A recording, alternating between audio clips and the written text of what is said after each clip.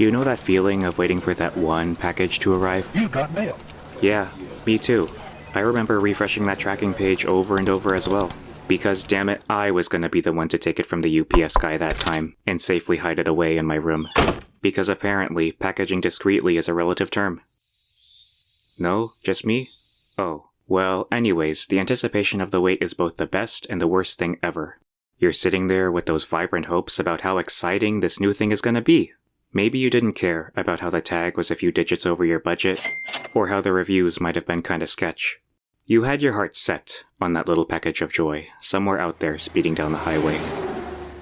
That's why it's so disappointing if it comes broken, or maybe it wasn't quite the same shade as those pixels presented in the preview. Maybe it malfunctioned right away or it got lost in the mail. Sure, time has a funny way of leaving you wanting more. But we all knew that already, having walked this earth, and I get it. Now I know this is just some kind of material item we're talking about, but other times you give so much, only for your heart to be left in a freefall. But the meaning of that disappointment can change moving on. Sure, there were some things that I was just never quite able to get over as well.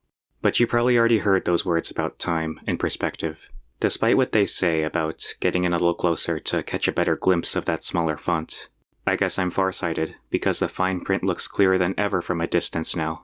I mean, hey, they do say that hindsight is 20/20, but I guess that's not all bad when you're talking a pandemic. But there's always that option to give whatever fell short in that package a little love. Maybe the wires need some soldering or a frayed seam could use some stitching, but in the end, it's up to you. Later on, it might have had to be done anyways, even if it worked perfectly out of the box. Some may need more care than others, but I know in the end, it's all just a delicate balancing act.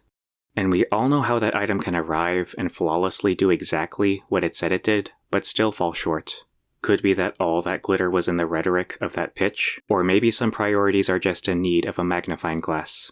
Like I'd ever be a celebrity only from flexing the pretensions of that one brand just to say that I got that. I mean, hey, despite the fraudulent designer culture, if I ever spat bars front in Goodwill, you could still keep calling me Mozilla, cause I am a Firefox. But in all seriousness, I could use myself as an example on the topic of deception. Now I'm incredibly humbly flattered how some of y'all think that I'm gifted, but in the end, that says nothing about whether I'm a good person.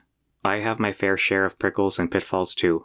Despite what they say about how exceptionally upstanding the quiet ones are, maybe I ain't talking much because I'm just a little hoarse. Besides, if I'm just a little hoarse and I'm gifted to you, then there's 2 reasons you better not take a peek in my mouth. But slowing things down for a bit, if you close your eyes and take a deep breath, you'll realize the true meaning of not getting what you wanted. With this ASMR that nobody asked for.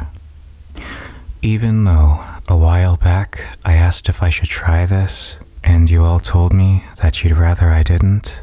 Too bad, 'cause here we are, just you and me, as I slowly put you to sleep. You know, countless people have told me how calming my voice is, so just relax and let it all go.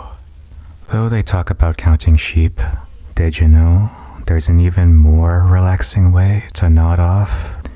Yeah, all you need to do repeatedly is just slowly and softly repeat your social security number.